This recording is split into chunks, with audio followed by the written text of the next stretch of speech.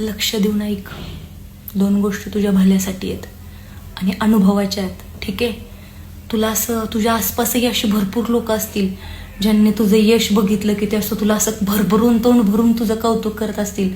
तुला मोठं होताना पाहायचंय, हे आमचंही स्वप्न आहे म्हणून तुला सांगत असतील. तुझ्यावर कौतुकांचा असा वर्षाव करत असतील आणि तुला वाटत असेल ही सगळी अरे माझं किती ह्यांना कौतुक वाटतंय.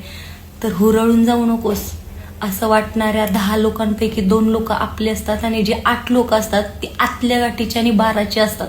जे तोंडावरती तुझं कौतुक करून तुला झाडावर चढवतील आणि कधी दणकन आपटतील ते तुला कळणार पण नाही.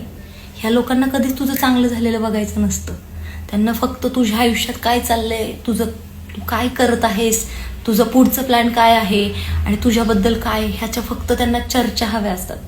बाकी त्यांना तुझं किती चांगलं झालंय ह्याचं काही नसतं. आता काय होतंय ना, तू चांगलं आहे त्याच्यामुळे तुला